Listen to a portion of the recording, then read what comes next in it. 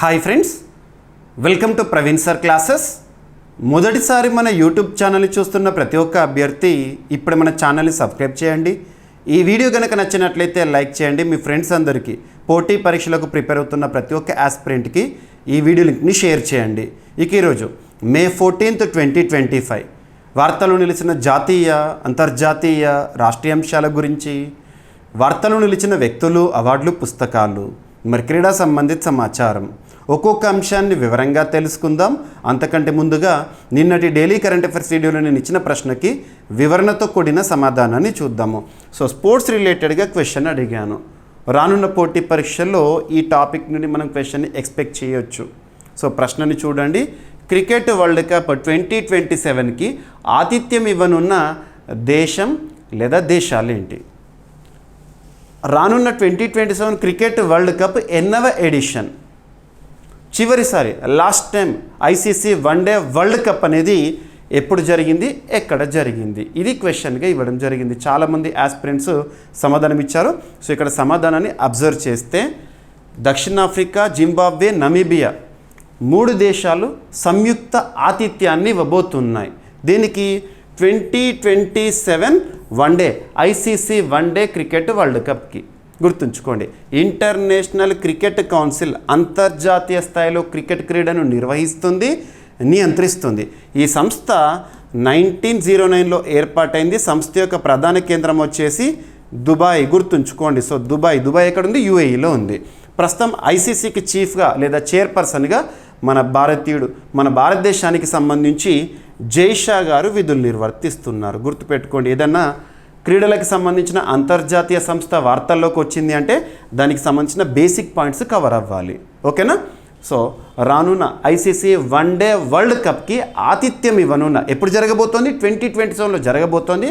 ఆతిథ్యం ఇవ్వనున్న దేశాలు 3: దక్షిణాఫ్రికా, Zimbabwe, Namibia. One day world cup అనేది ప్రతి 4 సంవత్సరాలకు ఒకసారి జరుగుతుంది. సింపుల్గా చెప్పాలంటే ఇది క్రికెట్ ఫెస్టివల్ అనుకోవచ్చు. క్రికెట్ ఆడే ఏ దేశమైనా సరే వరల్డ్ కప్ని సాధించాలనే ఒక ఆతృతతో ఉంటుంది, ఒక సంకల్పంతో ఉంటుంది. భారతదేశ చరిత్రలో ఇప్పటి వరకు ఐసీసీ వన్డే వరల్డ్ కప్ 2 సార్లు రావడం జరిగింది. ఓకేనా? 1983లో మొదటిసారి, నెక్స్ట్ వచ్చేసి మహేంద్ర సింగ్ ధోని సారథ్యంలో 2011లో భారత ఆతిథ్యంలో గెలుపుకోవడం జరిగింది. గుర్తుంచుకోండి.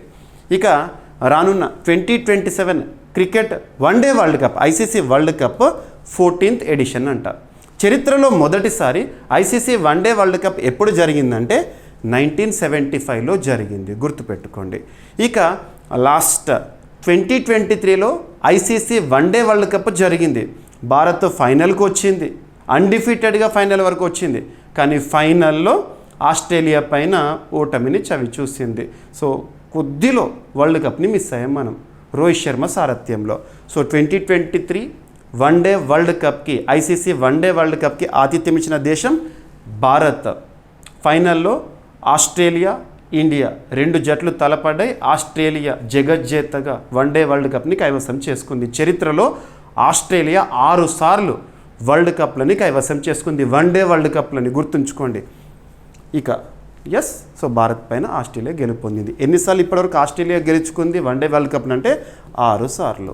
ఎనఫ్. ఓకేనా? సో ఇది ప్రతిరోజు కూడా మీకు డైలీ కరెంట్ అఫైర్స్ వీడియోలో క్వశ్చన్ ఇస్తున్నాను. నెక్స్ట్ డే ఆ క్వశ్చన్కి సమాధానాన్ని ఎక్స్ప్లెనేషన్ రూపంలో అందిస్తున్నాను పోటీ పరీక్షల కోణంలో. మీకు ఇక్కడ ఇచ్చే క్వశ్చన్స్ ఏవైతే ఉంటాయో రానున్న పోటీ పరీక్షలను దృష్టిలో ఉంచుకొని ఏ పోటీ పరీక్ష అయినా, ఏ స్థాయి పోటీ పరీక్ష అయినా పలానా అంశాల నుండి తప్పనిసరిగా ప్రశ్నలు వస్తాయని వేటినైతే నేను ఎక్స్పెక్ట్ చేస్తున్నానో వాటినే ఇక్కడ ప్రశ్న రూపంలో ఇస్తున్నాను. చాలామంది ఆస్పిరెంట్స్ సమాధానం ఇస్తున్నారు, చాలా సాటిస్ఫైడ్. కానీ నేను కోరుకునేది ఏంటంటే వీడియోని ప్రతిరోజు కూడా వేలాది మంది అభ్యర్థులు, ఆస్పిరెంట్స్ చూస్తున్నారు.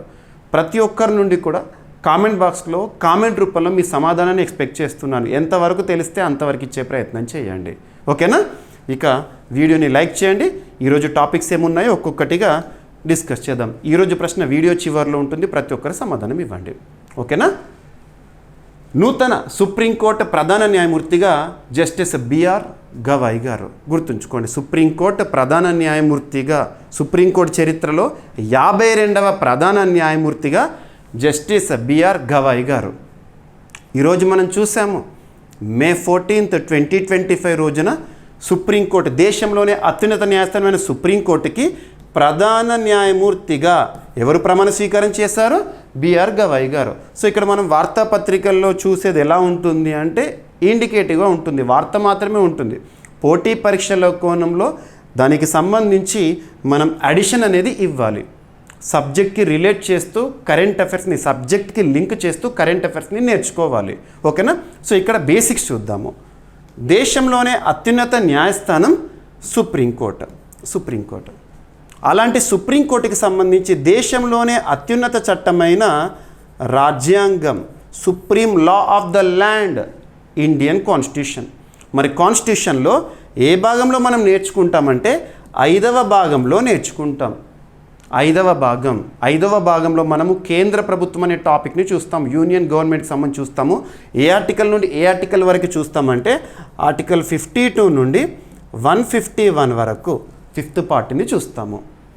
అందులో ఆర్టికల్ 124 నుండి 147 వరకు జ్యుడిషరీ, దేశంలోనే అత్యున్నత న్యాయస్థానమైన సుప్రీంకోర్టుకు సంబంధించిన అంశాలను చూస్తాము ఆర్టికల్స్ రూపంలో. ఇక్కడ 5th పార్ట్ యొక్క ప్రత్యేకత ఏంటంటే largest part in Indian constitution, దేశంలోనే అత్యున్నత చట్టమైన రాజ్యాంగంలో అతిపెద్ద భాగం 5వ భాగము. ఆ 5వ భాగంలో ఈ ఆర్టికల్స్ బ్రాకెట్ గుర్తుంచుకోవాలి. సుప్రీంకోర్టుకు సంబంధించి ఏ ఆర్టికల్స్లో చూస్తామంటే 124 నుండి 147 వరకు చూస్తాము. ఇక్కడ పోతే అబ్జర్వ్ చేస్తే ఆర్టికల్ 124లో భాగంగా సుప్రీంకోర్టు ఏర్పాటు, నిర్మాణం ఇవన్నీ కూడా మనం చూస్తాము. అందులో sub articles. Article 124 clause 1 supreme court ఏర్పాటు, నిర్మాణం గురించి తెలుపుతుంది. అందులో ప్రధాన న్యాయమూర్తి ఒకరు ఉంటారు మరియు ఇతర న్యాయమూర్తులు ఉంటారు. ఆర్టికల్ 124 క్లాజ్ 1 ఆధారంగా దేశంలోనే అత్యున్నత చట్టమైన రాజ్యాంగంలోని ఆర్టికల్ 124 క్లాజ్ 1 ఆధారంగా దేశంలోనే అత్యున్నత న్యాయస్థానమైన సుప్రీంకోర్టులో ఒక ప్రధాన న్యాయమూర్తి మరియు ఇతర న్యాయమూర్తులు ఉంటారు. ఈ ఇతర న్యాయమూర్తులు ఎంతమంది ఉంటారనేది ఎవరు డిసైడ్ చేస్తారంటే పార్లమెంట్ డిసైడ్ చేస్తుంది. పార్లమెంట్ గుర్తుంచుకోండి, పార్లమెంట్ దేశంలోనే అత్యున్నత చట్టసభ. పార్లమెంటు ఈ సంఖ్యను నిర్ణయిస్తుంది. మరి ప్రస్తుతం సుప్రీంకోర్టులో ఎంతమంది న్యాయమూర్తులు ఉన్నారు అంటే 1+33 ఉన్నారు. 1+33, 34 అని గుర్తుపెట్టుకోకండి. అలా గుర్తుపెట్టుకుంటే ఎగ్జామినేషన్ హాల్లో ప్రశ్నని చూడగానే ప్రస్తుతం దేశంలోనే అత్యున్నత న్యాయస్థానంలో సుప్రీంకోర్టులో ఉన్న న్యాయమూర్తుల సంఖ్య ఏది అంటే 33, 34, 35, 36 అలా ఇస్తారు ఇన్ఫరెన్సెస్ ఆప్షన్స్. అక్కడ మీకు ఒక కన్ఫ్యూజన్ వస్తుంది. 34 రైట్, కానీ 34 ఇంక్లూడింగ్ సీజన, ఎక్స్క్లూడింగ్ సీజన, ఈ డౌట్ వస్తుంది. కాబట్టి చదివేటప్పుడే క్లారిటీగా చదవాలి. సో 1+33 అని గుర్తుంచుకోండి. 1 అంటే ప్రధాన న్యాయమూర్తి CJI, chief justice of India. Next ఇతర న్యాయమూర్తులు ప్రస్తుతం ఎంతమంది ఉన్నారు? 33 మంది ఉన్నారు. ఈ 1+33 కంపోజిషన్ అనేది ఎప్పటి నుండి అమల్లోకి వచ్చింది అంటే 2023 ఇయర్ నుండి అమల్లోకి వచ్చింది. ఈ సంఖ్యకు సంబంధించిన సవరణ ఏ సంవత్సరంలో జరిగిందంటే 2019లో జరిగింది. గుర్తుపెట్టుకోండి, ఎనఫ్. ఓకేనా? సో 1+33. ఇప్పుడు ఈ వార్డు CJI కదా, గవాయ్ గారు ఈరోజు ఉదయం ప్రమాణ స్వీకారం తీసుకోవడం జరిగింది. ఎనఫ్. అండ్ ఇక్కడ అబ్జర్వ్ చేస్తే ఆర్టికల్ 124 క్లాజ్ 2 ఏం తెలుపుతుంది అంటే సుప్రీంకోర్టులో, దేశంలోనే అత్యున్నత న్యాయస్థానమైన సుప్రీంకోర్టులో ప్రధాన న్యాయమూర్తిని మరియు ఇతర న్యాయమూర్తులను రాష్ట్రపతి నియమిస్తారు. గుర్తుంచుకోండి, సంఖ్యను నిర్ణయించేదేమో పార్లమెంటు. ఆ సంఖ్యలో ఉండే న్యాయమూర్తులు ఉంటారు కదా, ఎవరు ఉండాలి న్యాయమూర్తులు అనేది మాత్రం రాష్ట్రపతికి రాజ్యాంగం కల్పించిన అధికారాల్లో ఒకటి. మరి రాష్ట్రపతి ప్రధాన న్యాయమూర్తి, ఇతర న్యాయమూర్తులను నియమించే సమయంలో సిఫార్సులను తీసుకుంటారు. ఓకేనా? ఇక్కడ కొలిజియం అనే ఒక పదాన్ని మీరు వింటూనే ఉంటారు. కొలిజియం అంటే ఏంటంటే సింపుల్గా చెప్పాలంటే న్యాయమూర్తులే నియమించుకునే ఒక ప్రక్రియగా చెప్పొచ్చు. కొలిజియం అనే వ్యవస్థ దేశంలోని అత్యున్నత చట్టమైన రాజ్యాంగంలో ఎక్కడ కూడా లేదు. That means it is not constitutional. రాజ్యాంగబద్ధం కాదు collegium. At the same time చట్టబద్ధం కూడా కాదు, స్టాచ్యుటరీ కాదు. There is no statute. అంటే ఏ ఒక్క చట్టం కూడా కొలిజియంకి సంబంధించి లేదు. మరి ఎలా డెవలప్ అయిందంటే 1993లో కొలిజియం వ్యవస్థ అనేది డెవలప్ అయింది. అంతకుముందు వచ్చిన సుప్రీంకోర్టు తీర్పుల ఆధారంగా first judge case, second judges case ఇలా ఉంటాయి కదా, ఆ కేసుల ఆధారంగా కొలిజియం సిస్టమ్ అనేది డెవలప్ కావడం జరిగింది. గుర్తుపెట్టుకోండి, ఎగ్జామినేషన్లో అడగవచ్చు. కొలిజియం, సుప్రీంకోర్టుకు సంబంధించిన కొలిజియం అంటే including CJI 5 judges enough. So 124 class 2 ఆధారంగా సుప్రీంకోర్టులో ప్రధాన న్యాయమూర్తిని, ఇతర న్యాయమూర్తులను నియమించే అధికారము రాష్ట్రపతికి ఉంటుంది. అది గుర్తుంచుకోండి, అది కాన్స్టిట్యూషనల్. ఓకేనా. మరి హైకోర్టుల విషయానికి వస్తే దేశంలో ఒక్కొక్క రాష్ట్రంలో ఒక్కొక్క అత్యున్నత న్యాయస్థానం హైకోర్టుగా ఉంది కదా. మరి హైకోర్టులో ఎంతమంది అయితే న్యాయమూర్తులు ఉంటారో, ప్రధాన న్యాయమూర్తితో కలిసి ఎంతమంది అయితే ఉంటారో అనే సంఖ్యను ఎవరు నిర్ణయిస్తారంటే ప్రెసిడెంట్ డిసైడ్ చేస్తారు. మరి ఎవరు నియమిస్తారంటే ప్రెసిడెంటే నియమిస్తారు. గుర్తుంచుకోండి, ఇక్కడ చిన్న కన్ఫ్యూజన్. అక్కడ మనం ఆర్టికల్ 217 దగ్గర చూస్తాము పార్ట్ 6లో. ప్రస్తుతానికి అది అప్రస్తుతం. ఓకేనా. హైకోర్టు గురించి కాదు కదా మనం డిస్కస్ చేసేది, సుప్రీంకోర్టు గురించి. ఓకేనా. సో ఇది గుర్తుపెట్టుకోండి. అండ్ నెక్స్ట్ ఆర్టికల్ 124 క్లాస్ 3 సుప్రీంకోర్టులో న్యాయమూర్తులకు సంబంధించిన అర్హతల గురించి తెలుపుతుంది. అర్హతలు. ఓకేనా. ఇక article 124 class 6 very very very important. ఈరోజు మీరు చూశారు, మే 14, 2025 ఉదయాన రాష్ట్రపతి ద్రౌపది ముర్ము గారి సమక్షంలో నూతన ప్రధాన న్యాయమూర్తి ప్రమాణ స్వీకారం అనేది చూసాము. ఈ ప్రమాణ స్వీకారాల గురించి దేశంలోనే అత్యున్నత చట్టమైన రాజ్యాంగంలో ఏ షెడ్యూల్ తెలుపుతుంది అంటే 3వ షెడ్యూల్ తెలుపుతుంది.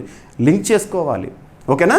సో ప్రమాణ స్వీకారం జరిగింది కదా. ఈరోజు గవాయి గారు ప్రమాణ స్వీకారం చేశారు. ఎన్నవ ప్రధాన న్యాయమూర్తిగా ప్రమాణ స్వీకారం చేశారు? 52వ ప్రధాన న్యాయమూర్తి సుప్రీంకోర్టుకి ప్రమాణ స్వీకారం చేయడం జరిగింది. ఎవరి సమక్షంలో జరుగుతుంది? రాష్ట్రపతి సమక్షంలో జరిగింది. ద్రౌపది ముర్ము గారి సమక్షంలో జరిగింది. గుర్తుంచుకోండి, ఓత్ ఆర్టికల్ 124 క్లాస్ 6. మరి న్యాయమూర్తులను, సుప్రీంకోర్టుకు సంబంధించి న్యాయమూర్తులను తొలగించాలంటే ఆర్టికల్ 124 క్లాస్ 4, 124 క్లాస్ 5 కీలకం. అది మనకిప్పుడు అవసరం లేదు, గుర్తుపెట్టుకోండి. ఎనఫ్. ఓకేనా. సో ఇది మనకు సుప్రీంకోర్టుకు సంబంధించి. అండ్ ఇంకొకటి, మరి ప్రధాన న్యాయమూర్తికి కావాల్సిన అర్హత అంటే ఏంటంటే సుప్రీంకోర్టులో సీనియర్ మోస్ట్ జడ్జి ఎవరైతే ఉంటారో తనని ప్రధాన న్యాయమూర్తిగా నియమించడం అనేది మనం చూస్తూ ఉంటాము, కాన్స్టిట్యూషనల్గా చూస్తాము. మరి ఈ నిబంధన ఇప్పటి వరకు ఎప్పుడైనా తప్పిందా? ప్రధాన న్యాయమూర్తిగా నియమించే సమయంలో సీనియారిటీ ఏదైతే ఉంటుందో, సీనియారిటీ అనే ఒక నిబంధన ఉల్లంఘన జరిగిందా ఇప్పటి వరకు ఎప్పుడైనా అంటే 2 సార్లు జరిగింది. ఒకటి 1973లో, సెకండ్ 1977లో. సీనియర్ మోస్ట్ జడ్జెస్ ఎవరైతే ఉంటారో వాళ్ళను కాదని, వాళ్ళకంటే జూనియర్ ఎవరైతే ఉంటారో వాళ్ళని ప్రధాన న్యాయమూర్తిగా నియమించడం జరిగింది. ఇందిరాగాంధీ గారు ప్రధానిగా ఉన్నప్పుడు. అప్పుడు ఇక్కడ అబ్జర్వ్ చేస్తే ఆ 2 సందర్భాలు ఏంటంటే, ఒకటి Kesavananda Bharati versus state of Kerala 1973 case. Important, very very important. ఇప్పటివరకు భారతదేశ చరిత్రలోనే అతిపెద్ద రాజ్యాంగ ధర్మాసనం ఈ కేసులోనే పనిచేసింది. సో ఇక్కడ ఈ కేసులో తీర్పునిచ్చిన న్యాయమూర్తుల పేర్లను గుర్తుంచుకోండి. న్యాయమూర్తుల పేర్లు: James Shelat, K S Hegde, A N Grover. వీరిచ్చిన తీర్పు ఏదైతే ఉంటుందో ఆ తీర్పు వాస్తవానికి ప్రభుత్వానికి వ్యతిరేకంగా ఉంది. ఇక్కడ కేశవానంద భారతి కేసు అంటేనే కేంద్ర ప్రభుత్వానికి వ్యతిరేకంగా వచ్చిన తీర్పు మనం చూస్తూ ఉంటాము.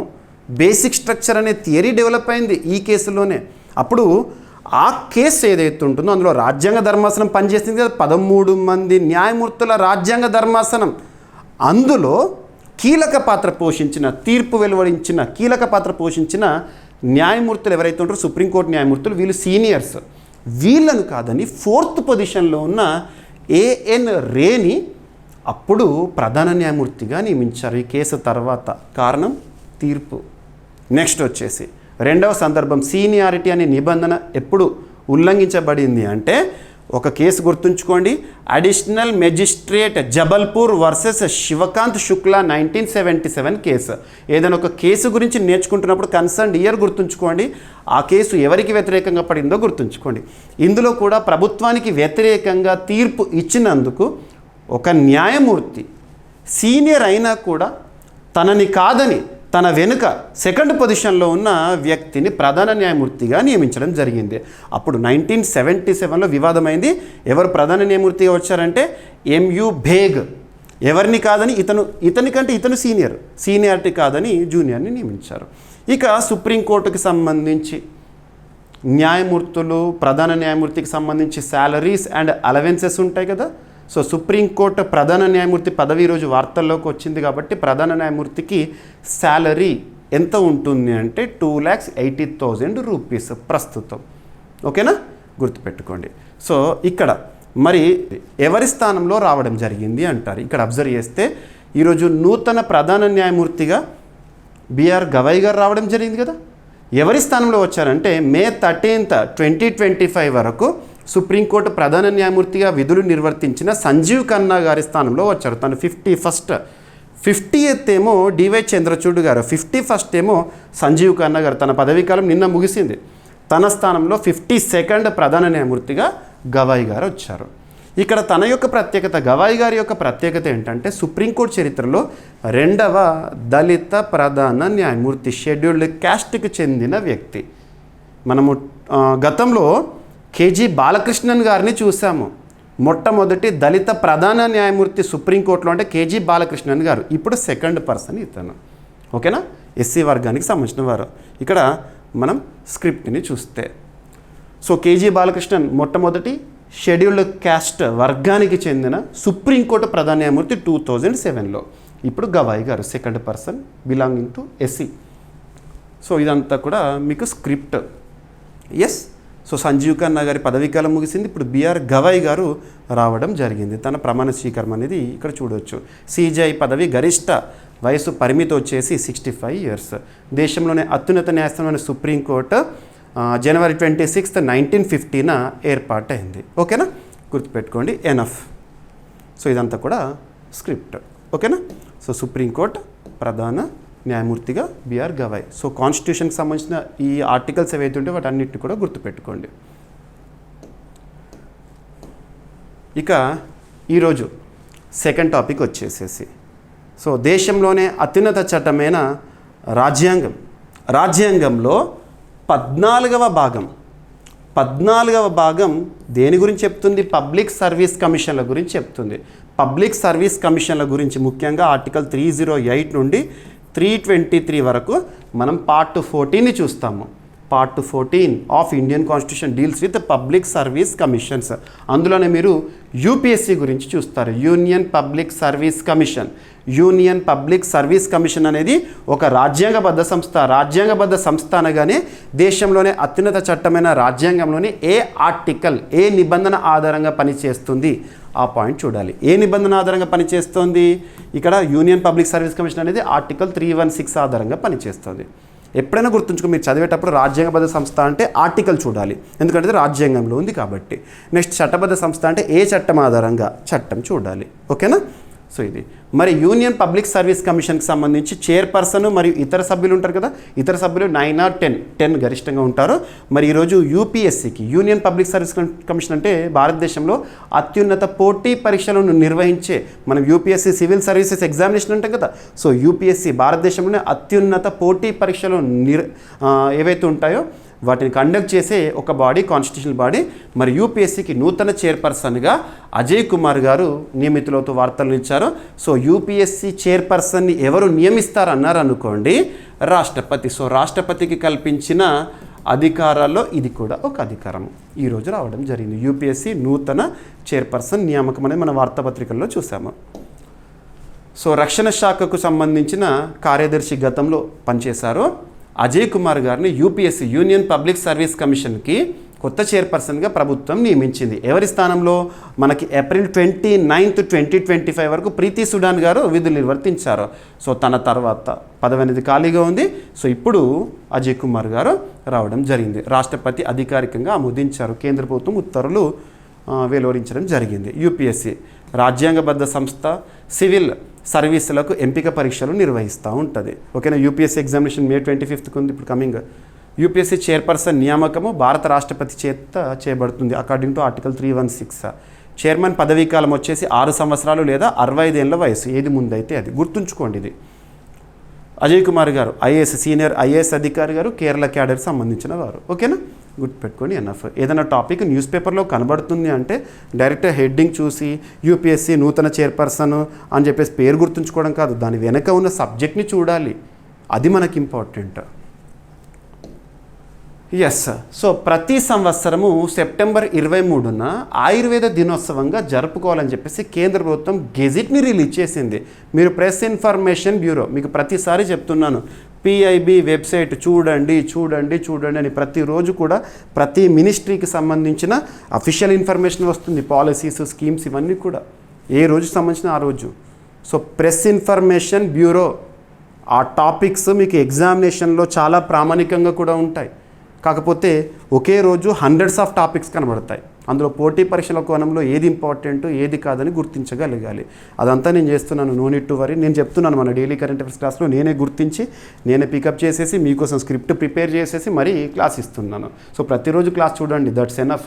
100% రానున్న పోటీ పరీక్షల్లో కరెంట్ అఫైర్స్ కోణంలోనే కాకుండా జనరల్ స్టడీస్లో కూడా మ్యాక్సిమం స్కోర్ చేయగలుగుతారు. అది మాత్రం నేను చెప్పగలుగుతాను, ఖచ్చితంగా చెప్తాను. ఓకేనా, సో ప్రెస్ ఇన్ఫర్మేషన్ బ్యూరోలో ఈ టాపిక్ని మీరు చూస్తుంటారు ఈరోజు. సో ప్రతి సంవత్సరం సెప్టెంబర్ 23, డేట్ గుర్తుంచుకోండి, సెప్టెంబర్ 23ను ఆయుర్వేద దినోత్సవంగా జరుపుకోవాలని చెప్పేసి మినిస్ట్రీ ఆఫ్ ఆయుష్ వారు అఫీషియల్ గెజిట్ని రిలీజ్ చేశారు. దీనికి సంబంధించి మార్చిలోనే ఈ డేట్ గురించి డిస్కషన్ చూసాము, కానీ గెజిట్ అనేది ఇప్పుడు అఫీషియల్గా రావడం జరిగింది. ఇక ఆయుర్వేదకి ప్రస్తుతం భారత ప్రభుత్వం చాలా ఇంపార్టెన్స్ ఇస్తుంది. భారత ప్రభుత్వం ఆయుర్వేదకి చాలా ఇంపార్టెన్స్ ఇస్తుంది. అందులో భాగంగా మినిస్ట్రీ ఆఫ్ ఆయుష్ కేంద్రంలో బీజేపీ అధికారంలో వచ్చిన తర్వాత 2014 సంవత్సరం నరేంద్ర మోదీ గారు ప్రధానమంత్రిగా వచ్చిన తర్వాత మినిస్ట్రీ ఆఫ్ ఆయుష్ అనేది కొత్తగా చూస్తున్నాము.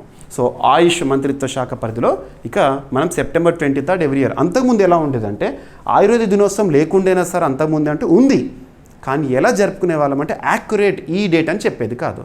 మనకు కామన్గా కార్తీక మాసం ఉంటుంది కదా, దీపావళి పర్వదినం ఆ సందర్భంగా ముందు వచ్చే ధనత్రయోదశి అనేది ఉంటుంది. ధనత్రయోదశి చాలామంది కూడా చాలా ప్రతిష్టాత్మకంగా చూస్తారు. ధనత్రయోదశినే ఆయుర్వేద దినోత్సవంగా జరుపుకునే వాళ్ళం ఇప్పటి వరకు. కానీ ఆ ధనత్రయోదశి అనేది ఎప్పుడు ఒకే డేట్లో రాదు. కాబట్టి పర్ఫెక్ట్గా ఆయుర్వేదానికి ఒక డేని ఒక ఇంపార్టెన్స్తో చూస్తున్నామంటే అర్థం ఏంటి, దాని పట్ల ప్రజల్లో అవగాహన కల్పించాలి.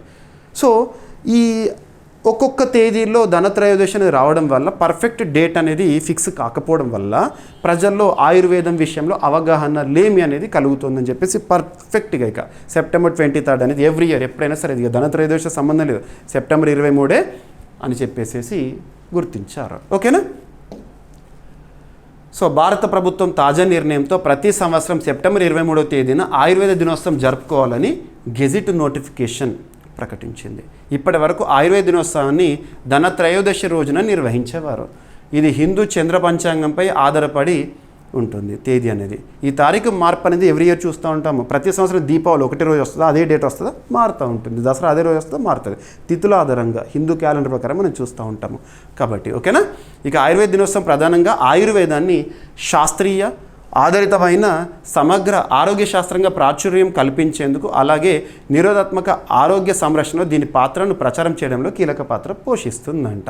ఓకేనా, గుర్తుంచుకోండి. ఆయుర్వేద దినోత్సవాన్ని మొదటిసారి 2016లో గుర్తించారు, కానీ ఏ రోజున జరుపుకుందామని ధనత్రయోదశి రోజున జరుపుకోవాలనుకున్నారు. కానీ ఇప్పుడు పర్ఫెక్ట్ డేట్ అనేది రావడం జరిగింది. ఓకేనా, ఇక నెక్స్ట్ మిషన్ D3 చాలా ఇంపార్టెంట్.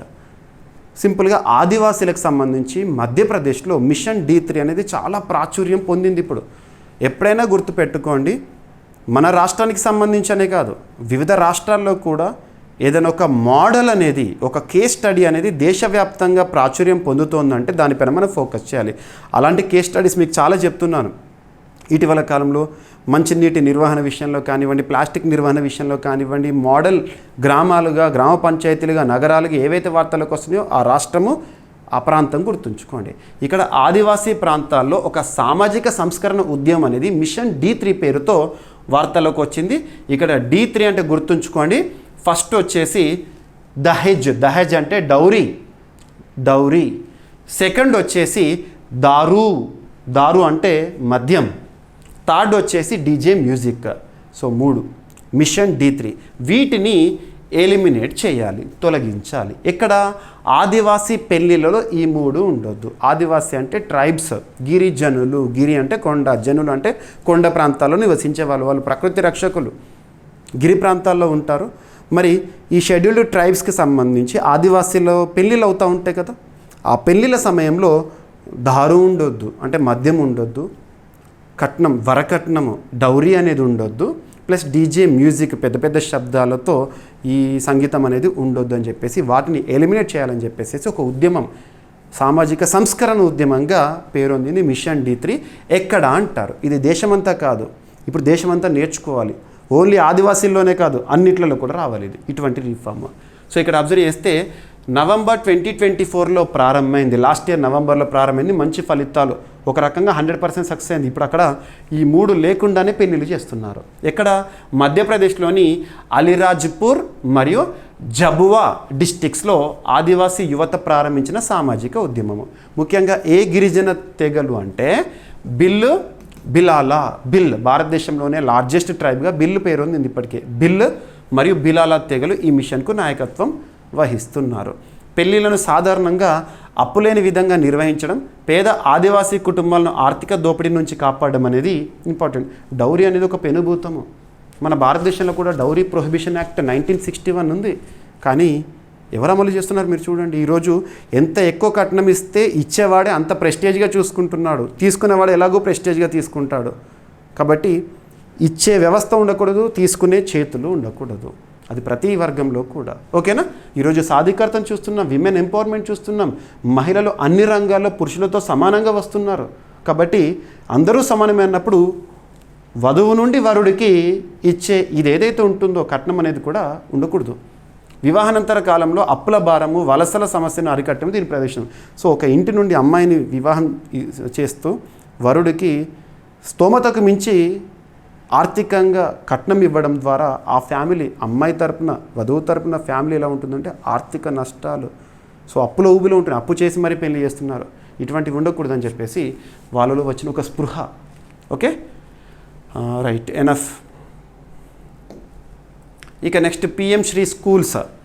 దేశంలోనే అత్యున్నత చట్టమైన రాజ్యాంగంలో 5వ భాగంలో, ఇందాక చెప్పాను కదా 5వ భాగం సుప్రీంకోర్టు అని, 5వ భాగంలో ఆర్టికల్ 131 అనగానే మీకు ఏం గుర్తుకు రావాలి? ఒరిజినల్ జ్యూరిస్డిక్షన్, లేదంటే సుప్రీంకోర్టుకి సంబంధించిన వాస్తవాధికారం అని చెప్పేసి చూస్తూ ఉంటాము.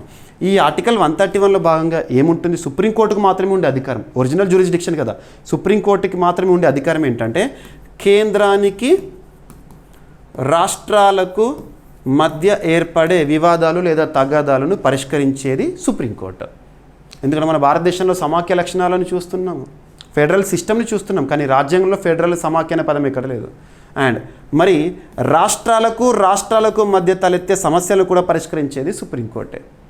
మరి ఇప్పుడు ఏం జరుగుతుందంటే Kerala, Tamil Nadu, at the same time West Bengal, వీరెప్పుడు కూడా ప్రస్తుత కేంద్ర ప్రభుత్వానికి వ్యతిరేకంగానే ఉంటారు. మీరు చాలా విషయాలు తీసుకోండి, కేంద్ర ప్రభుత్వం ఏమైనా తీసుకొస్తుందంటే వీళ్ళే ఫస్ట్ వ్యతిరేకిస్తారు. అందులో ఒక రాష్ట్రం కేరళ, కమ్యూనిస్టులు, పినరై విజయన్ ప్రభుత్వము.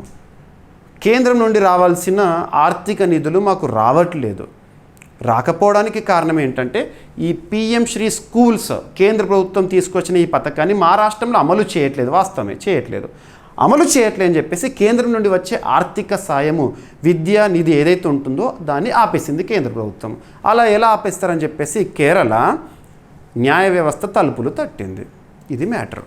మరి ఇక్కడ మనం చూడాల్సింది ఏంటి? PM శ్రీ స్కూల్స్కి సంబంధించి. సో ఇక్కడ అబ్జర్వ్ చేయండి, PM శ్రీ స్కూల్స్ అంటే ఫుల్ ఫామ్ ఏంటంటే PM schools for rising India. మారుతున్న కాలానికి అనుగుణంగా వ్యవస్థల్లో మార్పులు రావాలి, విద్యా వ్యవస్థలో కూడా మార్పుల కోసం ఉద్దేశించబడిందే PM స్కూల్స్. మనకు జాతీయ విద్యా విధానం 2020లో భాగంగా. ఓకేనా?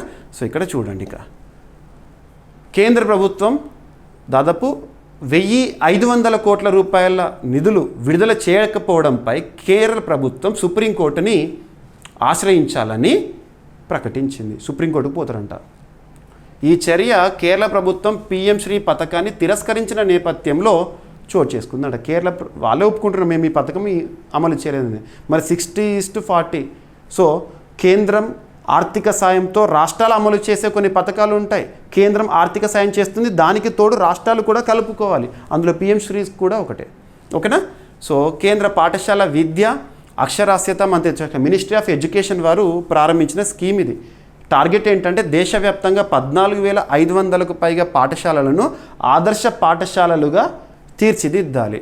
ఇది జాతీయ విద్యా విధానము నేషనల్ ఎడ్యుకేషన్ పాలసీ 2020 ఆవశ్యకతలకు అనుగుణంగా రూపొందించబడింది. మొత్తం వ్యయం వచ్చేసి 27,360 కోట్లు రూపాయలు. కేంద్ర వాటా వచ్చేసి 18,128 కోట్ల రూపాయలు. 2022 నుండి 27 వరకు సాధించాల్సిన లక్ష్యాలు.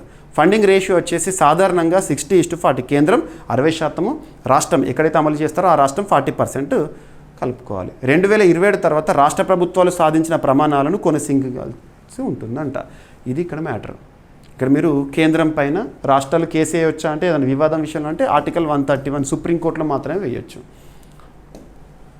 ఎస్, ఇప్పటి వరకు మరి 14,500 టార్గెట్ పెట్టుకుని మరి ఇప్పటి వరకు 12,400 పాఠశాలలు అంటే 670 జిల్లాల్లో పథకానికి నమోదు చేసుకునే అంటే అన్ని పాఠశాలలు. కేరళ, తమిళనాడు, వెస్ట్ బెంగాల్ రాష్ట్రాలు కేంద్రంతో ఒప్పందం కుదుర్చుకోలేదు. మేము ఈ స్కీమ్ని అమలు చేయమని చెప్తున్నారు. చేయకపోనియండి. ఎన్ఈపి 2020 విద్యను సమగ్రంగా ప్రాక్టికల్ ఆధారంగా తీర్చిదిద్దే జాతీయ విద్యా విధానము. మరి పిఎం శ్రీ పాఠశాలలు అధునాతన సౌకర్యాలతో ఉంటాయి కదా, పునాది సౌకర్యాలు, డిజిటల్ ఇన్ఫ్రాస్ట్రక్చర్, పర్యావరణ స్నేహపూరిత పాఠశాలలు ఉంటాయి ఇక్కడ. అండ్ 21వ శతాబ్దపు నైపుణ్యాలు కలిగిన మోడల్ పాఠశాలగా అభివృద్ధి చెందాలి. సో మోడర్న్ స్కూల్స్ ఇవన్నీ కూడా. ఓకేనా? ఇక నెక్స్ట్ సైన్స్ అండ్ టెక్నాలజీలో భాగంగా కులశేఖరపట్టణం వార్తల్లోకి వచ్చింది. ఇటీవల ఇస్రోకి సంబంధించిన చాలా అంశాలను మనం చూస్తుంటాం. రీసెంట్గా భారత్ పాకిస్తాన్ మధ్య సంక్షోభ పరిస్థితుల్లో కూడా ఇస్రో చాలా క్రియాశీలక పాత్ర పోషించింది. ఇక్కడ అబ్జర్వ్ చేస్తే మన భారతదేశంలో ఇస్రో చేసే పరిశోధన అనగానే ఏ ప్రాంతం గుర్తొస్తుంది? సో తిరుపతి, ఆంధ్రప్రదేశ్ రాష్ట్రంలోని తిరుపతి జిల్లా షార్ కేంద్రం అంటాం కదా. సో శ్రీహరికోట కేంద్రం ఏదైతే ఉంటుందో అక్కడ నుండే రాకెట్ లాంచింగ్ అనేది జరుగుతుంది. లాంచింగ్ వెహికల్స్ రాకెట్ లాంచింగ్ అనేది జరుగుతుంది. సో ఇక్కడ నుండే జరుగుతాయి. ఎక్కడ తయారైనా కూడా అక్కడికి రావాల్సిందే. మరి ఇప్పుడు ఇస్రో అభివృద్ధి చేస్తున్న 2వ లాంచింగ్ ప్యాడ్ ఏదైతే ఉంటుందో ఆ 2వ లాంచింగ్ ప్యాడ్ ఎక్కడ? తమిళనాడు రాష్ట్రంలోని కులశేఖరపట్టణం. సో అది ఎప్పటి నుండి క్రియాశీలకంగా మారుతుందంటే 2026 డిసెంబర్ లోపు కులశేఖరపట్టణం నుంచి రాకెట్ ప్రయోగం చేయాలని చెప్పేసి ఇస్రో చైర్మన్ గారు ఒక ప్రకటన చేశారు అఫీషియల్. ఇటువంటి చూడండి రీసెంట్గా అఫీషియల్ అనౌన్స్మెంట్స్ అయితే ఇస్రో చైర్మన్ చేస్తారు, లేదంటే మినిస్ట్రీ ఆఫ్ ఎస్ఎన్టీ శాస్త్ర సాంకేతిక మంత్రిత్వ శాఖ నుండి కానీ ఇలాంటి స్టేట్మెంట్స్ వస్తాయి. ఉదాహరణ తీసుకుంటే ఇటీవల కాలంలో మనం గగన్యాన్ మిషన్ ఖచ్చితంగా 2027 మొదటి త్రైమాసికంలో జరగాలి ప్రయోగం అని చెప్పేసి లాస్ట్ 2 days బ్యాక్ చూస్తాం.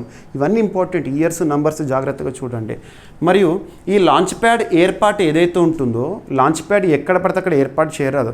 మన హైదరాబాద్ ఉంది అని చెప్పేసి హైదరాబాద్లో ఏర్పాటు చేస్తే కలవదు. రాకెట్ వెళ్ళాల్సింది పైకి. ఓకేనా? సో ఇక్కడ చాలా జాగ్రఫికల్గా కూడా ఫ్యాక్టర్స్ ఉంటాయి. లాంచ్ ప్యాడ్ ఏర్పాటు చేయాలంటే అక్కడ మనకు ఈక్వేటర్ అనేది చూస్తారు, ప్రామాణికంగా సముద్ర ప్రాంతం చూస్తారు. ఒకవేళ ఫెయిల్యూర్ అయినా కూడా సముద్రంలో పడే విధంగా చాలా ఉంటాయి. గురుత్వాకర్షణ శక్తి ఆధారంగా కానివ్వండి, పలాయన వేగం, ఎస్కేప్ వెలాసిటీ, అవన్నీ కూడా చూసేసి లాంచ్ ప్యాడ్ నిర్ణయిస్తారు. ప్రస్తుతం శ్రీహరికోట ఉంది కదా, ఇక ఇప్పుడు కులశేఖరపట్నంలో 2nd లాంచ్ ప్యాడ్ అంట.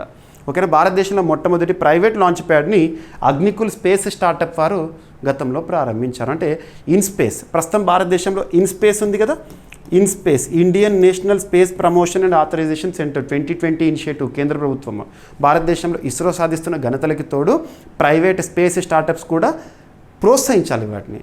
అందులో భాగంగా మనం చూస్తున్నాము స్కైరూట్ ఏరోస్పేస్ భారతదేశంలో మొట్టమొదటి ప్రైవేట్ రాకెట్ ప్రయోగం విజయవంతం విక్రమ్ ఎస్ ప్రారంభించిందని.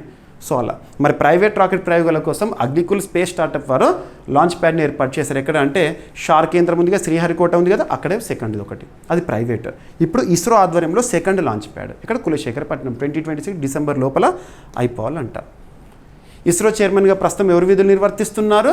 వి నారాయణన్ గారు. గుర్తుంచుకోండి. ఓకేనా? తమిళనాడులోని కులశేఖరపట్నం నుంచి జరగాలని. ఎస్. ఇక చంద్రయాన్ 4 చంద్రునిపై శాంపుల్ సేకరించి భూమికి తీసుకొచ్చే లక్ష్యంతో రూపొందింపు. నిన్న జరిగిన ప్రెస్ మీట్లో ఇస్రో చైర్మన్ చెప్తున్నారు. ఓకేనా? ఇంకోటి ఏంటంటే చంద్రయాన్ 5 చంద్రునిపై దిగే ల్యాండర్ను తయారు చేసి 100 రోజుల పాటు పరిశోధన చేసే విధంగా ప్లాన్ అంట. 2040లో చంద్రునిపై మానవులను పంపే ప్రాజెక్టు కూడా ఇస్రో కార్యాచరణ సిద్ధం చేస్తుంది. ఎస్. కులశేఖరపట్నం ఈ ప్రాజెక్ట్ చేపట్టిన తర్వాత శ్రీహరికోటకు బదులుగా కొన్ని రాకెట్ల ప్రయోగాలకి ఇది కీలక కేంద్రంగా మారనుంది. ఇస్రోకి సంబంధించిన 2వ లాంచ్ ప్యాడ్. ఎస్. ఇక నెక్స్ట్ వచ్చేసి సైన్స్ అండ్ టెక్నాలజీలో భాగంగా ప్రస్తుతం సెమీ కండక్టర్స్కి ఇంపార్టెన్స్ ఇవ్వడం ఇవన్నీ కూడా మనం చూస్తున్నాము. అశ్విని కుమార్ వైష్ణవ్ గారు నిన్నటి రోజున లాంచ్ చేసిన కేంద్రాలు వార్తల్లోకి వచ్చినాయి. దేనికి సంబంధించి అంటే భారతదేశంలో మొదటిసారి 3 నానోమీటర్ డిజైన్ చిప్ డిజైన్ అనేది వార్తల్లోకి వచ్చింది. 3 నానోమీటర్ అంటే చాలా చిన్న సైజులో, ఓకేనా, చిప్ డిజైన్స్. వాటికి సంబంధించి తయారీ కేంద్రాన్ని నోయిడాలో, బెంగళూరులో ఏర్పాటు చేశారు. బెంగళూరులో నిన్నటి రోజున ప్రారంభించారు. ఏ సంస్థ అని అడుగుతారు. అండ్ ఇక్కడ ministry of electronics and information technology పరిధిలో ప్రస్తుతం కన్సర్న్ మినిస్టర్గా అశ్విని కుమార్ వైష్ణవ్ గారు విధులు నిర్వర్తిస్తున్నారు. సో కేంద్ర మంత్రి, ministry of electronics and information technology and ministry of railways తనే. అశ్విని కుమార్ వైష్ణవ్ గారు నోయిడా మరియు బెంగళూరులో రెనెజాస్ ఎలక్ట్రానిక్స్ ఇండియా సంస్థ పేరు గుర్తుంచుకోండి. రెనెజాస్ ఎలక్ట్రానిక్స్ ఇండియా వారి యొక్క 3 నానోమీటర్ చిప్ డిజైన్ కేంద్రాలను ప్రారంభించారు. అక్కడ 3 నానోమీటర్ చిప్స్ని డిజైన్ చేస్తారు, తయారు చేస్తారు. ఇది భారతదేశంలో తొలిసారిగా 3 నానోమీటర్ చిప్ డిజైన్పై పనిచేస్తున్న డిజైన్ సెంటర్. ఏ సంస్థనట? రెనెజాస్. ఇప్పటికే 7 నానోమీటర్ 5 నానోమీటర్ డిజైన్లు అభివృద్ధి చేసిన భారత్ ఇప్పుడు 3 నానోమీటర్ దశలోకి ప్రవేశించింది. ఇది సెమీకండక్టర్ రంగంలో కీలకమైన మైలురాయి. ఈ టెక్నాలజీ తక్కువ శక్తితో ఎక్కువ సామర్థ్యం కలిగిన చిప్లను రూపొందించడాన్ని లక్ష్యంగా ఉంచుతుందంట. ఓకేనా. రెనెజాస్ ఎలక్ట్రానిక్స్ జపాన్కు చెందిన ప్రముఖ సెమీకండక్టర్ సంస్థ. 3 నానోమీటర్ చిప్ ఏంటంటే అత్యాధునిక ట్రాన్స్మిటర్ నిర్మాణం, ఇది మల్టీకోర్ ప్రాసెసింగ్, ఆర్టిఫిషియల్ ఇంటెలిజెన్స్ అన్నీ కూడా ఇది ఇంపార్టెంట్. ఎస్. భారతదేశంలో సెమీకండక్టర్ మిషన్ ఇప్పటికే సెమీకండక్టర్ అభివృద్ధికి కేంద్ర ప్రభుత్వం అమలు చేస్తున్న ఇనిషియేటివ్. ఎస్. ఇక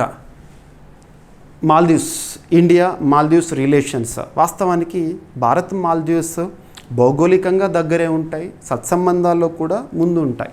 కానీ 2023 సంవత్సరంలో మాల్దీవ్స్కి నూతన అధ్యక్షులుగా అప్పుడు 2023 ఇయర్లో వచ్చిన మహమ్మద్ మైజు తను అధ్యక్ష పీఠాన్ని కైవసం చేసుకున్న తర్వాత భౌగోళికంగా దగ్గరే అయినా కూడా భారత్ మాల్దీవ్స్ సంబంధాల విషయంలో దూరమైనాయి.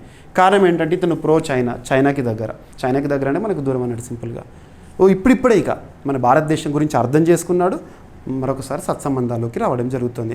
ఇక మాల్దీవ్స్ విషయంలో చాలా వరకు కూడా భారత్ సాయం చేసింది. కరోనా సమయంలో ఆపరేషన్ సంజీవని అనే పేరుతో మాల్దీవ్స్కి భారతదేశము సహాయక చర్యలు, ముఖ్యంగా మెడిసిన్ సపోర్ట్, ఆర్థిక సాయం చేయడం జరిగింది. అండ్ మిషన్ సాగర్ అని చెప్పేసి security and growth for all in the reason. In which reason? Indian ocean. So India is queen of Indian ocean. ఈ ఇండియన్ ఓషన్ ప్రాంతంలో, హిందూ మహాసముద్ర ప్రాంతంలో ఉండే చిన్న చిన్న దీవుల దేశాలు ఉంటాయి కదా, ఆ దేశాలకి భారత్ తరచూ ఏదో ఒక సాయం చేస్తూ ఉంటుంది. ఇక మాల్దీవ్స్ రాజధాని వచ్చేసి మాలే. ప్రస్తుతం అధ్యక్షులుగా మహమ్మద్ మైజు గారు ఉన్నారు. మాల్దీవ్స్కి రీసెంట్గా మరొకసారి ఆర్థిక సాయం చేసింది భారత్. ఎంత అంటే $50 మిలియన్. ఏ రూపంలో అంటే T-బిల్ రోల్ ఓవర్ రూపంలో. ఓకేనా. సో లోన్ పునర్నవీకరణ అని చెప్పవచ్చు. సో భారత ప్రభుత్వం మాల్దీవులకు ఎంత సాయమో $50 మిలియన్ విలువైన ట్రెజరీ బిల్, T-బిల్కు రోల్ ఓవర్ అంటే పునర్నవీకరణ ద్వారా ఆర్థిక సాయం అందించింది. మరి ఈ ట్రెజరీ బిల్ అంటే అర్థం ఏంటంటే తక్కువ వ్యవధి గల ప్రభుత్వ బాండ్లు. సో షార్ట్ డ్యూరేషన్లో మళ్ళీ తిరిగి చెల్లించాలి. సాధారణంగా 91 డేస్, 182 డేస్ లేదా 364 డేస్ పరిధితో ముడిపడి ఉంటాయి. సో T-బిల్స్. ఓకేనా. అండ్ నెక్స్ట్ వచ్చేసి రోల్ ఓవర్ అంటే ఏంటంటే పాత T-బిల్ 3వ తరం తర్వాత లభించే మొత్తంలో కొత్త T-బిల్ను కొనుగోలు చేయడము. ఈ నిర్ణయం భారత్ మాల్దీవ్స్ మధ్య ఆర్థిక సంబంధాలు చేసింది. యాక్చువల్గా మాల్దీవ్స్ అనేది వాస్తవానికి చాలా పరిస్థితులను ఎదుర్కొంటుంది. అక్కడ జీడిపిలో బాకీలు, ప్రభుత్వం చేస్తున్న అప్పులు ఇప్పటికే 134ని మించినాడు. తీవ్ర కరువు ప్రాంతంలో ఉంది. భారతదేశం నుండి, చైనా నుండి ఎక్కువగా రుణాలను తీసుకుంటోంది. ఓకేనా, గుర్తుపెట్టుకోండి. ఎస్.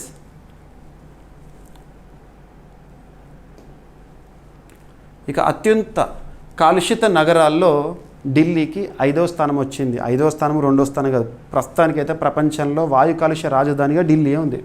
గతంలో మనం లాస్ట్ 2 మంత్స్ బ్యాక్ చూసాము. IQ Air సంస్థ, స్విట్జర్లాండ్ కేంద్రంగా పనిచేసిన IQ Air సంస్థ వరల్డ్ ఎయిర్ క్వాలిటీ రిపోర్ట్ అని చెప్పేసి రిలీజ్ చేసింది. అందులో మనం చూస్తాము మన భారతీయ నగరాలు ఎలా ఉన్నాయని చెప్పేసి. ఇక్కడ గుర్తుపెట్టుకోండి, దేశంలోనే అత్యున్నత చట్టమైన రాజ్యాంగంలో పార్ట్ 3 ఫండమెంటల్ రైట్స్ గురించి మనం చూస్తూ ఉంటాం కదా, ఆర్టికల్ 12 నుండి 35 వరకు. అందులో ఆర్టికల్ 21 జీవించే హక్కు, రైట్ టు లైఫ్, జీవించే హక్కు. జీవించే హక్కు, మన జీవితాన్ని మనకు నచ్చిన విధంగా కొనసాగించాలి, దీనికి ఎలాంటి అవరోధాలు ఉండకూడదు. ఇందులో భాగంగా ప్రస్తుతం చాలా ప్రాంతాల్లో పరిశుభ్రమైన నీరు అందకపోవడము, స్వచ్ఛమైన పీల్వడానికి గాలి లేకపోవడము, వాతావరణ పరిస్థితి బాగాలేకపోవడం చూస్తున్నాం. ఇటువంటి పరిస్థితుల్లో సుప్రీంకోర్టు ఒక తీర్పు ఇచ్చింది. పరిశుభ్రమైన నీరు, స్వచ్ఛమైన గాలి, సుస్థిర వాతావరణం పొందడం అనేది ప్రతి పౌరుడికి కూడా రాజ్యాంగం ఇస్తున్న ప్రాథమిక హక్కు అని. ఏ కేసులో? Subhash Kumar Thakur versus state of Bihar 1991 కేసులో. ఇటువంటి లింక్ చేసుకోండి మీరు. సో ఇక్కడ అబ్జర్వ్ చేస్తే ఒక సంస్థ విడుదల చేసిన గణాంకాలు చూద్దాము.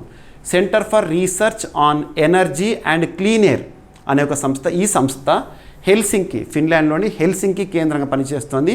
CREA సంస్థ, centre for research on energy and clean air అనే సంస్థ రీసెంట్గా విడుదల చేసిన గణాంకాలు. డైరెక్ట్గా గణాంకాలు గుర్తుంచుకోండి.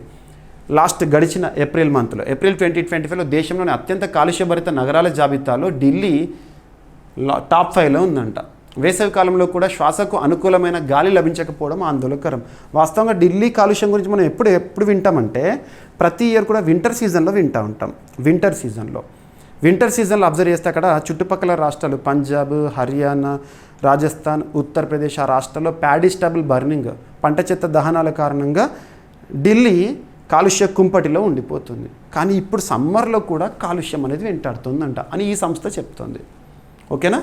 దేశవ్యాప్తంగా 273 నగరాల్లో 248 నగరాలు WHO వరల్డ్ హెల్త్ ఆర్గనైజేషన్ వారు ఇచ్చిన గాలి నాణ్యత ప్రమాణాల కన్నా ఎక్కువ కాలుష్యాన్ని కలిగి ఉంది అంట. ఇందులో 227 నగరాలు భారతదేశపు నేషనల్ PM అంటే పర్టిక్యులేట్ మ్యాటర్ 2.5 ప్రమాణాలను కూడా అధిగమించాయి. PM 2.5, PM5, PM10 వీటిలో ఏవి హానికరం అంటే PM2.5 సూక్ష్మాతి సూక్ష్మమైన కంటికి కూడా కనిపించని దుమ్ము ధూళి కణాలు డైరెక్ట్గా రెస్పిరేటరీ సిస్టమ్ పైన ప్రభావాన్ని చూపిస్తాయి. ఢిల్లీకి ఏప్రిల్లో సగటు PM2.5 స్థాయి 119 mg/క్యూబ్, ఓకేనా, మైక్రోగ్రామ్ పర్ క్యూబిక్ మీటర్గా నమోదైంది. ఇది ఆరోగ్యానికి ప్రమాదకరం కానప్పటికీ దీర్ఘకాలికంగా శ్వాస సంబంధిత రెస్పిరేటరీ డిసీజెస్ అనేవి వస్తాయి అంట. ఇక అత్యంత కాలుష్యభరిత 10 నగరాలను కనుక మనం అబ్జర్వ్ చేస్తాం అనుకోండి. నెక్స్ట్ వచ్చేసి ఉత్తరప్రదేశ్లో గజియాబాద్, భాగవత్, హర్యానాలో గురుగ్రామ్, అస్సాంలో ఒక నగరము మరియు ఢిల్లీ 5వ స్థానంలో ఉందంట. గుర్తుపెట్టుకోండి. ఓకేనా? సో PM2.5 వ్యాసం 2.5 మైక్రోమీటర్ల కన్నా తక్కువ ఉండే సూక్ష్మ ధూళి కణాలు ఊపిరితిత్తుల్లోకి నేరుగా ప్రవేశిస్తాయి. ఇక జియో ట్యూబింగ్ అనే ఒక అంశం వార్తల్లోకి వచ్చింది. ఈ జియో ట్యూబింగ్ ఇక ట్యూబ్స్ అన్నటివి సింపుల్గా కామన్గా కోస్టల్ ఏరియాస్ ఉంటాయి కదా మన భారతదేశంలో. కోస్టల్ ఏరియాస్ అంటే 9 రాష్ట్రాలు గుర్తొస్తాయి. గుజరాత్, మహారాష్ట్ర, గోవా, కర్ణాటక, కేరళ, తమిళనాడు, ఆంధ్రప్రదేశ్, ఒడిశా, వెస్ట్ బెంగాల్.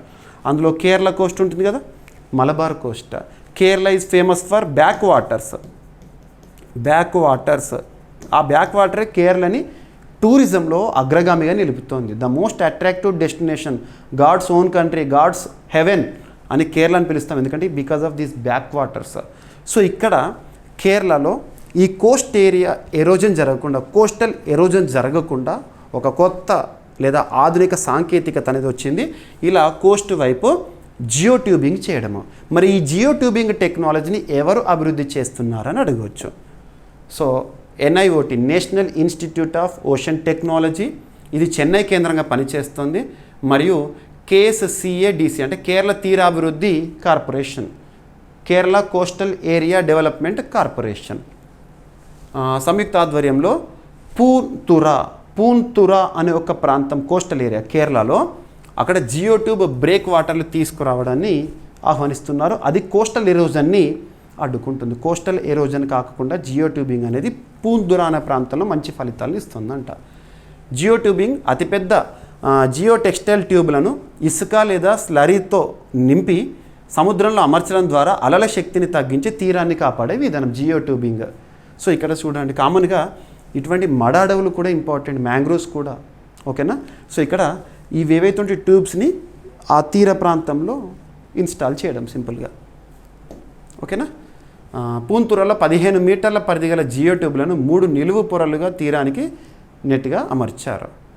ఇవి నీటితో తేలియాడే బ్రేక్ వాటర్లుగా పనిచేసి ఇసుకను వేటాడేలా చేస్తాయంట. ఓకేనా, గుర్తుపెట్టుకోండి. ఇక వైల్డ్ లైఫ్కి సంబంధించి, వన్యప్రాణులకు సంబంధించి మీరు ఫోకస్ చేయండి. టైగర్ రిజర్వ్స్ గురించి, టైగర్స్కి సంబంధించి, లెపర్డ్స్కి సంబంధించి, చీతాస్కి సంబంధించి ఇటీవల న్యూస్ స్పెసెస్ ఇన్ న్యూస్ వార్తలు నిలుస్తున్న కొత్త కొత్త జీవజాతులు, వృక్ష జాతులు, సైంటిఫిక్ నేమ్స్ ఆధారంగా మీకు చెప్తున్నాను. హిందూ న్యూస్ పేపర్లో లాస్ట్ పేజీలో ఇలాంటి టాపిక్ కవర్ అవుతుంది. ఓకేనా, మీరు చదవండి. లేదంటే మీకు నేను ప్రతిరోజు చెప్తాను కాబట్టి no need to worry. So ఇక్కడ అబ్జర్వ్ చేస్తే అంతరించిపోతున్న జీవజాతుల గురించి మన భారతదేశంలో ఒక సంస్థ నివేదిక రూపంలో చెప్పింది. సో ఫైరెస్ లాంగూర్ మరియు వెస్ట్రన్ హూలాక్ గిబ్బన్ ఇవి వానర జాతులు. ఓకేనా, ఇవి అంతరించిపోతున్నాయి భారతదేశంలో. ఎవరిచ్చారు నివేదిక చూడండి. ప్రైమేట్స్ ఇన్ పెరిల్ 2023-2025 అనే ఒక రిపోర్ట్, ప్రైమేట్స్ ఇన్ పెరిల్ 2023-2025 అనే ఒక నివేదికలో ప్రపంచంలో అత్యంత ప్రమాదంలో ఉన్న 25 వానర జాతుల జాబితాలో క్రాస్ రివర్ గొరిల్లా మరియు టపనులి ఒరంగుటాన్ స్థానం సంపాదించాయి అంట. భారత్కు చెందిన ఫైరెస్ లంగూర్ మరియు వెస్టర్న్ హులాక్ గిబ్బన్ జాతులు కూడా తుది పరిశీలన జాబితాలో పరిగణించబడే అంత అంతరించిపోవడానికి సిద్ధంగా ఉన్నాయి. ఇక ఈ నివేదిక IUCN international union for conservation of nature and natural resources gland వారు మరియు ఇంటర్నేషనల్ ప్రిమటలాజికల్ సొసైటీ, ప్రైమేట్స్ అంటే కదా వాటికి సంబంధించి, మరియు గ్లోబల్ వైల్డ్ లైఫ్ కన్జర్వేషన్ వారు సంయుక్తంగా రిలీజ్ చేశారు. ఓకేనా, ఫైరెస్ లాంగూర్ దీని ఒక సైంటిఫిక్ నేమ్ చూడండి. ఈ జాతి ముఖ్యంగా ఉత్తర త్రిపుర, మిజోరం, మణిపూర్లో కనిపిస్తుంది. ఇది IUCN రెడ్ లిస్ట్లో ఎండేంజర్డ్ జాతిగా గుర్తింపు పొందింది. వెస్టర్న్ హూలాక్ గిబ్బన్ దీన్ని అబ్జర్వ్ చేస్తే భారతదేశంలో ఏకైక గిబ్బన్ అమేల్ గిబ్బన్ జాతి, ముఖ్యంగా అస్సాం, అరుణాచల్ ప్రదేశ్, మేఘాలయ అటవీ ప్రాంతాల్లో కనిపిస్తూ ఉంటుంది. ఇక నెక్స్ట్, ఇప్పటికే కేంద్ర ప్రభుత్వం ఇచ్చిన ఒక ఇనిషియేటివ్ ఏంటంటే మై భారత్ లేదా మేరా యువ Bharat, empowering youth for Viksit Bharat. Viksit Bharat అంటే 2047 గుర్తుకు రావాలి. మన భారతదేశానికి స్వాతంత్రం వచ్చి 100 సంవత్సరాలు అవబోతున్న సందర్భంగా మనం అన్ని రంగాల్లో కూడా ప్రపంచ లేదా గ్లోబల్ లీడర్గా మారాలి. ఆ వికసిత భారత్ లక్ష్యాల గురించి కూడా మనం చూస్తున్నాం. సో ఇక్కడ మై భారత్లో ప్రతి ఒక్కరు కూడా భాగస్వాములు అవ్వాలని చెప్పేసి పాట్నాలో నిన్నటి రోజున జరిగిన ఒక ప్రకటన. సో పాట్నాలో కేంద్ర యువజన వ్యవహారాల మంత్రిత్వ శాఖ, మినిస్ట్రీ ఆఫ్ యూత్ అఫైర్స్, ప్రస్తుతం కన్సర్న్ మినిస్టర్ ఎవరు విధులు నిర్వర్తిస్తున్నారు? మన్సుఖ్ మాండవ్య గారు. యువతకు మై భారత్ పోర్టల్లో చురుకుగా చేరాలని, దేశ నిర్మాణ కార్యక్రమాల్లో భాగస్వామ్యం కావాలని ఆహ్వానించారు. మై భారత్ అంటే మేరా యువ భారత్. ఇది యువజన వ్యవహారాల మరియు క్రీడల మంత్రిత్వ శాఖకు చెందిన స్వతంత్ర సంస్థ.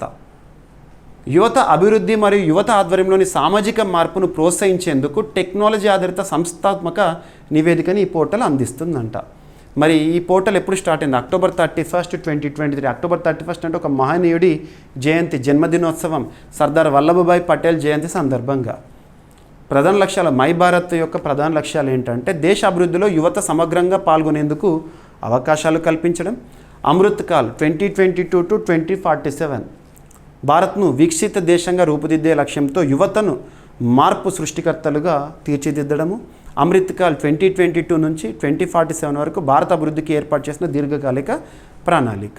ఓకేనా, మై భారత్ పోర్టల్ అనేది యువతకు నైపుణ్యాభివృద్ధి, నాయకత్వం, సామాజిక సేవలు నిమగ్నమయ్యే అవకాశం కల్పించే జాతీయ వేదిక. ఇక నెక్స్ట్, శ్రీనగర్లో ఇన్లాండ్ వాటర్వేస్ అథారిటీ ఆఫ్ ఇండియాకి సంబంధించి కొత్త కార్యాలయం అనేది నిన్నటిన ప్రారంభమైంది. Inland waterways authority of India new office was set up in Srinagar, Jammu Kashmir. గుర్తుంచుకోండి, జమ్మూ కాశ్మీర్లో అంతర్నదీ రవాణాకు బలం చేకూర్చడానికి ఒక ఆఫీస్ని ప్రారంభించారు. ప్రస్తుతం ministry of ports, shipping, waterways concern మినిస్టర్గా సర్బానంద సోనోవాల్ గారు విధులు నిర్వర్తిస్తున్నారు. సో పోర్ట్స్, షిప్పింగ్, వాటర్వేస్ మంత్రిత్వ శాఖకు చెందిన inland waterways authority of India శ్రీనగర్లోని ట్రాన్స్పోర్ట్ భవన్లో తన కొత్త కార్యాలయాన్ని ప్రారంభించింది. ఈ కార్యాలయం నేటి నుండి, ఈ రోజు నుండి కార్యరూపంలోకి వచ్చింది. జమ్మూ కాశ్మీర్లో అంతర్నదీ రవాణాకు సంబంధించిన అన్ని కార్యక్రమాలకు ఇది కేంద్రంగా పనిచేస్తుంది. జమ్మూ కాశ్మీర్ అనగానే మీకు అంతర్నది. ఓకేనా, ఇక్కడ రివర్స్ కూడా చూడండి. ఈ కార్యాలయ స్థలాన్ని Jammu Kashmir union territory government ఇచ్చింది. Inland waterways authority of India ఇప్పటికే జమ్మూ కాశ్మీర్ కేంద్రపాలిత ప్రాంత ప్రభుత్వంతో ఒక MOU కుదుర్చుకుంది. రాష్ట్రంలో లేదా జమ్మూ కాశ్మీర్ కేంద్రపాలిత ప్రాంతంలోని 3 జాతీయ జల మార్గాల్లో నదీ రవాణా మౌలిక వసతుల అభివృద్ధికి ఏంటి అంటే ఒకటి నేషనల్ వాటర్వేస్ నంబర్ 26 ఇది చినాబ్ నది పైన, నేషనల్ వాటర్వేస్ 49 ఇది జెహ్లం నది పైన, నెక్స్ట్ నేషనల్ వాటర్వే 84 రావి నది పైన అభివృద్ధి కార్యక్రమాల కోసం మౌలిక వసతుల అభివృద్ధి కోసము. ప్రణాళికలో భాగంగా చేపట్టబోయే పనులు ఏంటంటే జమ్మూ కాశ్మీర్లో 10 చోట్ల ఫ్లోటింగ్ జెట్టీలను నిర్మిస్తారు. అవసరమైన చోట డ్రెడ్జింగ్ ద్వారా నావిగేషన్ ఫేర్వే అభివృద్ధి చేస్తారంట. రాత్రి వేళలో నావిగేషన్కు లైటింగ్ సదుపాయాలు, సురక్షిత నావిగేషన్ కోసము రెగ్యులర్ హైడ్రోగ్రాఫిక్ సర్వేలు. ఓకేనా.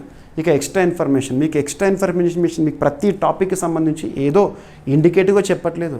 పోటీ పరీక్షల్లో జనరల్ స్టడీస్లో సబ్జెక్ట్ వారీగా కూడా మీకు మ్యాక్సిమం మార్క్స్ రావాలని చెప్పేసి ఒక్కొక్క టాపిక్ పైన మ్యాక్సిమం ఇన్ఫర్మేషన్ ఇస్తున్నాను. మీకు ఇచ్చే పీడిఎఫ్స్ కూడా మీరు చూస్తూనే ఉంటారు. ఇక్కడ చెప్పే టాపిక్ని మీకు పీడిఎఫ్ రూపంలో ప్రింట్ చేసుకునే విధంగా ఇస్తున్నాను. జీవీకే స్టడీ సర్కిల్ యాప్ ఇప్పటి వరకు ఇన్స్టాల్ చేసుకొని వారు ఎవరైనా ఉంటే ఇన్స్టాల్ చేసుకోండి. యాప్ లింక్ని ఈ వీడియో కింద కామెంట్ బాక్స్లో ఫస్ట్ కామెంట్లో పిన్ చేస్తాను. లింక్ క్లిక్ చేసి యాప్ ఇన్స్టాల్ చేసుకోండి. అందులో మీకు శాంపుల్ పీడిఎఫ్స్ కూడా కనబడతాయి. ఓకేనా, చూడొచ్చు. Inland waterways authority of India 1986లో స్థాపించబడింది. దేశంలో జల మార్గాల అభివృద్ధికి ఇది బాధ్యత వహిస్తుంది. భారతదేశంలో 111 జాతీయ మార్గాలు జల మార్గాలు గుర్తించబడ్డాయి. ఓకేనా. ఇక డిజాస్టర్ మేనేజ్మెంట్లో భాగంగా ఈ టాపిక్ని చూడొచ్చు. రీసెంట్గా ఒక సంస్థ విడుదల చేసిన గణాంకాలు. ఈ సంస్థ ఏంటి? Internal displacement monitoring centre. Internal displacement monitoring centre అనే సంస్థ విపత్తులకు సంబంధించి 2024 సంవత్సరంలో ఇంటర్నల్ డిస్ప్లేస్మెంట్ ఎలా జరిగింది భారతదేశంలో అని చెప్పేసి గణాంకాలు రిలీజ్ చేసింది. 2024లోనే చాలామంది భారతదేశంలోనే అంతర్గతంగా ఒక ప్రాంతం నుండి ఒక ప్రాంతానికి వెళ్ళిపోయారంట, డిస్ప్లేస్ అయ్యారంట. దానికి వివిధ కారణాలు ఉన్నాయి. ఒకటి న్యాచురల్ డిజాస్టర్సే కానివ్వండి, లేదా ఒక ప్రాంతంలో అక్కడ రక్షణపరమైన అంశాలు. ఉదాహరణ తీసుకుంటే మనకు మణిపూర్ లాంటిది ఉంది. అక్కడ కూకీ మైతేయి వర్గాల మధ్య గొడవలు, ప్రభావితమైన వారు వెళ్ళిపోవడం, వలసలు వెళ్ళిపోవడం, ఇలా రకరకాల కారణాల వల్ల. సో ప్రకృతి విపత్తుల వల్ల 2024లో భారత్లో 54 లక్షల మంది తరలింపులు జరిగినాయి అంట. 12 ఏళ్లలో అత్యధికం అంట ఒక సంవత్సరంలో. సో 2024లో అంటే గడిచిన సంవత్సరంలో భారత్లో 54 లక్షల అంతర్గత వలస లేదా ఇంటర్నల్ డిస్ప్లేస్మెంట్స్ నమోదయ్యాయి. ఇది గత 12 సంవత్సరాల్లో అత్యధికం అంట. ఈ సమాచారం ఇంటర్నల్ డిస్ప్లేస్మెంట్ మానిటరింగ్ సెంటర్ ఈ సంస్థ స్విట్జర్లాండ్ కేంద్రంగా పనిచేస్తుంది. వారు విడుదల చేసిన గణాంకాల్లో చెప్తున్నారు. ప్రధాన కారణాలు ఏంటి అంటే వరదలు, తుఫానులు, వర్షాకాల భూక్షయాలు, అడవుల నాశనం, వాతావరణ మార్పులు, డ్యామ్ల నిర్వహణ లోపాలు.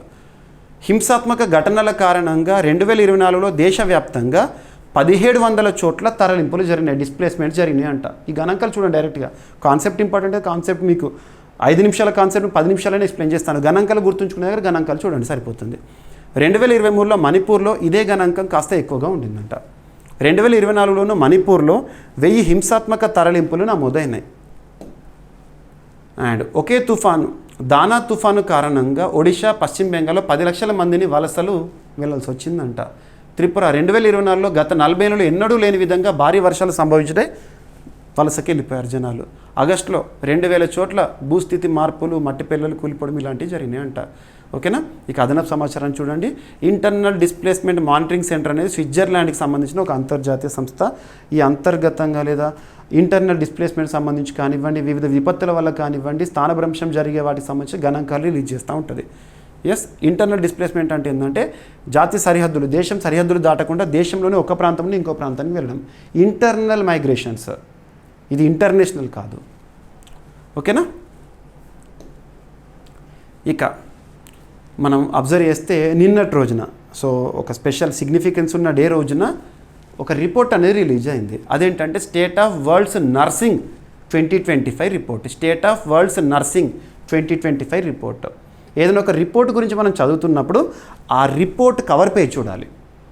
ఆ కవర్ పేజ్ పైన ఏ నేమ్ ఉంటుందో అదే పేరు చూడాలి, ట్రాన్స్లేషన్ చేయకండి.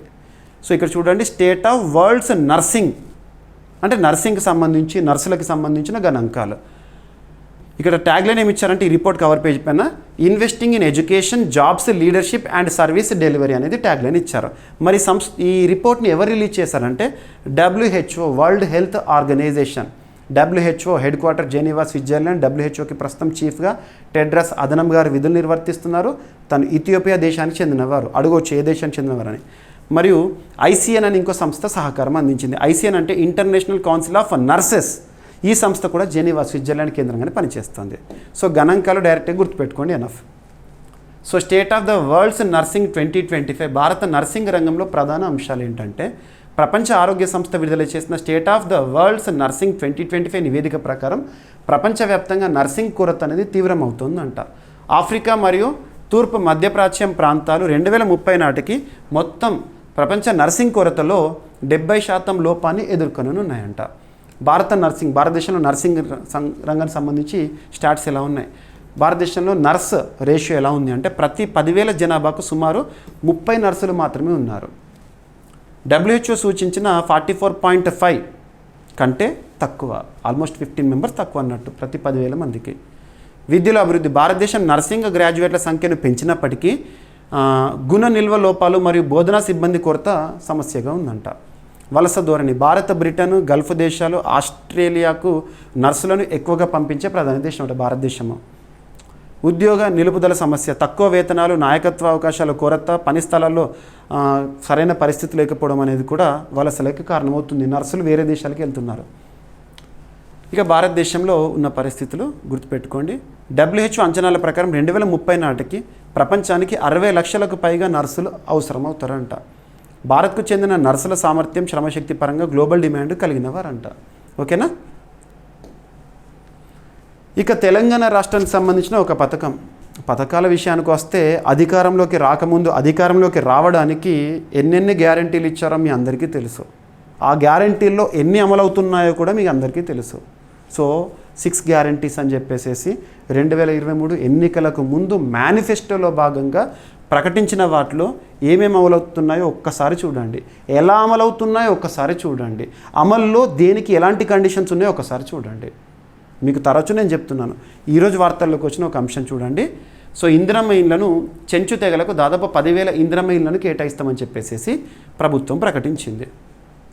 చెంచు తెగలకు తరతరాలుగా గూడు లేకుండా జీవిస్తున్న సమస్యను పరిష్కరించేందుకు తెలంగాణ రాష్ట్ర ప్రభుత్వము 10,000 ఇందిరమ్మ ఇళ్లను కేటాయించనున్నట్లు మంత్రి పొంగులేటి గారు చెప్పడం జరిగింది.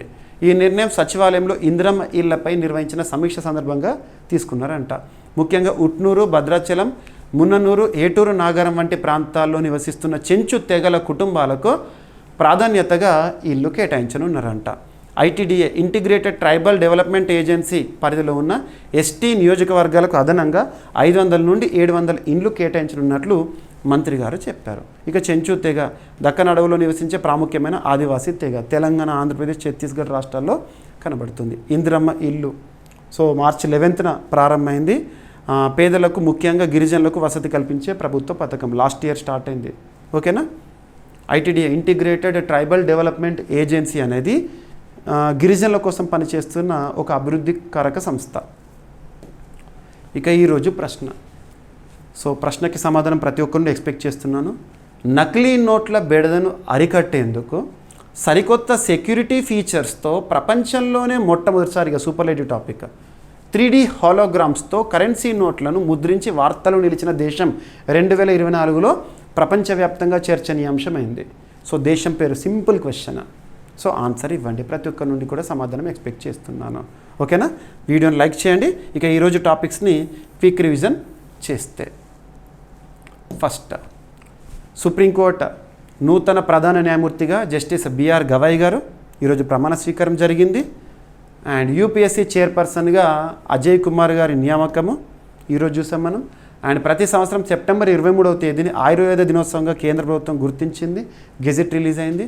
మిషన్ D3 మధ్యప్రదేశ్లో ఆదివాసీల్లో ఒక సామాజిక సంస్కరణ ఉద్యమము. అండ్ PM శ్రీ పాఠశాలల విషయంలో కేంద్ర ప్రభుత్వం పైన సుప్రీంకోర్టులో కేసు వేయబోతోంది.